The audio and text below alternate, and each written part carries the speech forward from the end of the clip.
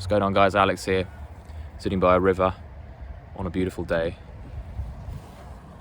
Wanted to talk about setbacks today and how we tend to respond to setbacks, and how, when I look back over my own life, whenever I've had periods of frustration or patterns of failure or seeming failure, and I've had setback after setback, maybe around a particular area like work, I'm sort of not getting the clients I want, for example, and I keep failing, I keep having people turn me down, or relationships aren't working, or something's gone wrong, or the project that you were working on that you had high hopes for is just not panning out, and maybe you've had a history of sort of turning down dead ends and finding yourself stuck and feeling raw frustration, and just a low mood, if anything, or a lack of motivation. I'm sure many of us can relate to that.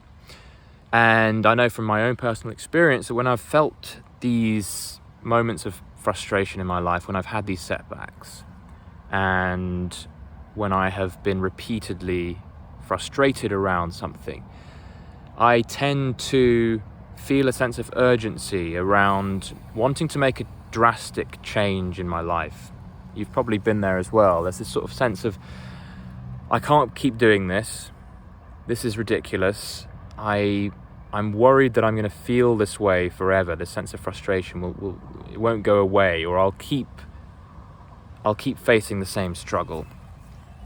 And a lot of us respond to that with the sense of needing to make a big change in our lives, whether it be moving to a new country, or turning our career upside down and ending one career and starting completely fresh on something new, or going on a big trip or an adventure forever, or a big one nowadays is getting a van and planning to live out of your van, and turn your back on how life used to be and burn bridges and that kind of thing. And you can see how making drastic changes might be exciting, and it might give you a kind of a short term sense of thrill and pleasure and excitement, which is what you're kind of ultimately looking for when you're in a state of low mood or frustration. You're looking for a dopamine hit, and a lot of us create that dopamine hit just in our own minds. We're ingenious that way. We create a spike in our mood because we're yearning for a spike in mood. We've been failing for so long, and we've been suffering over and over again for so long, that we're getting creative now as well about how can we boost our moods. And we do it in part by creating exciting plans and big, feeling the need to make big changes in our lives. Maybe it's going to India to find ourselves. That's another one. As a solution, as a remedy to this ongoing, repeated, accumulated build-up of setbacks.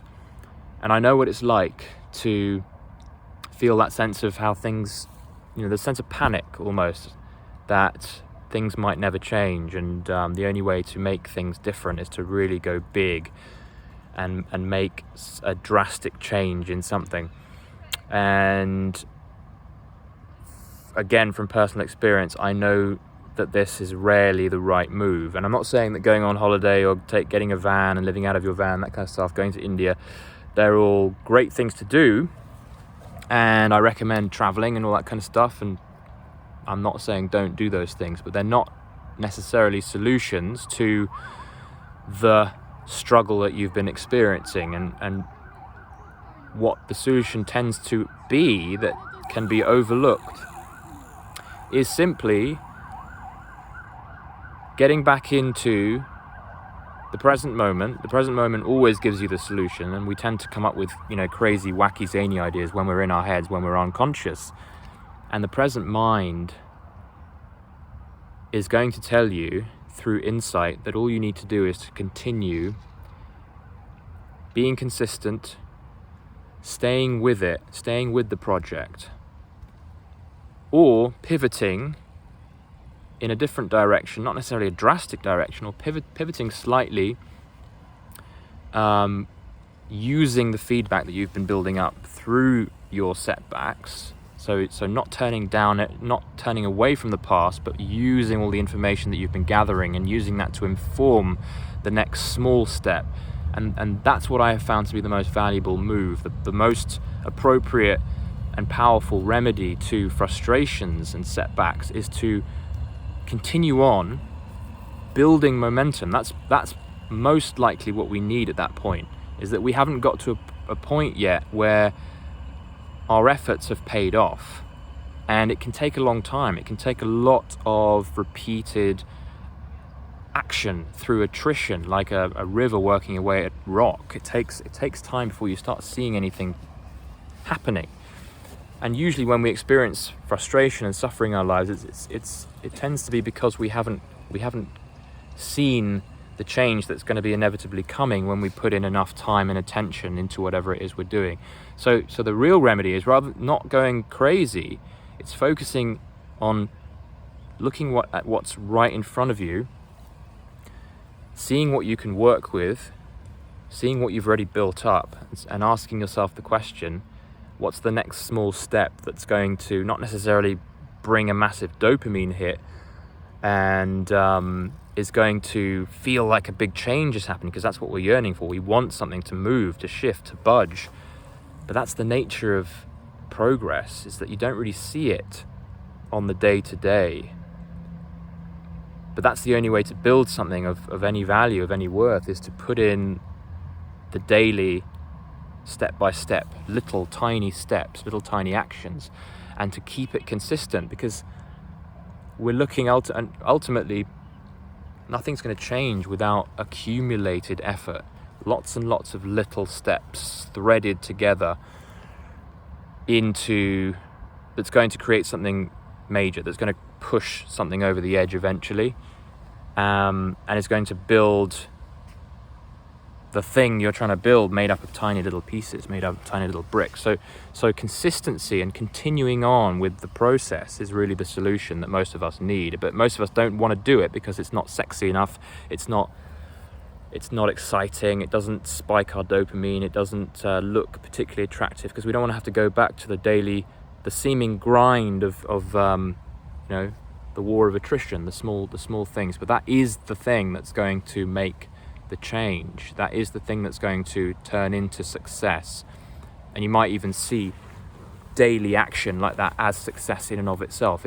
That is successful. That is a successful life, is to work at it.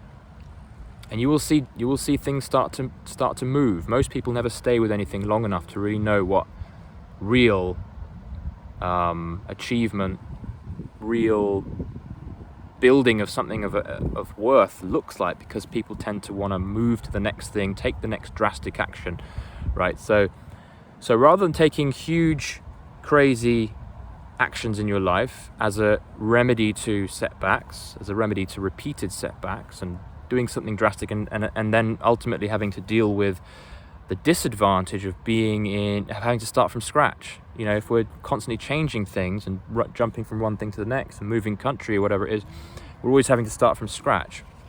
And so we're always putting ourselves at a disadvantage if we make big changes. And what we want to do instead, what I found most useful, when I look back over the things that have gone well in my life, it's always things that are comprised of a lot of repeated time and attention from me in one area, like a magnifying glass, setting fire to a leaf. It's that concentrated action. So concentrated action can't happen if you're spreading yourself thin, if you're jumping from one thing to the next. You've got to be focused, and you need consistency to do that. So your solution is to be brave, to take the courage of one small step that won't look exciting, that won't create fireworks, but 1,000 mistakes, 1,000 steps, 1,000 asking people for help, 1,000 instances of asking people for help, for example, is going to accumulate into the success, the difference that you're looking for.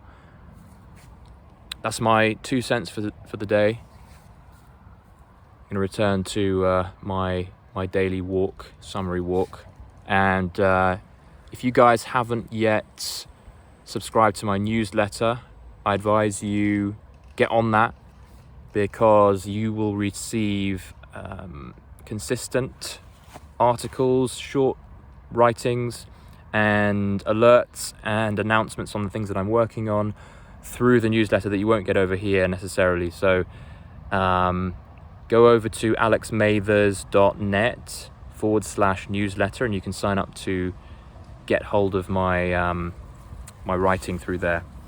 And make sure you subscribe. Do like this video if you liked it, and I will see you chaps and ladies in the next one.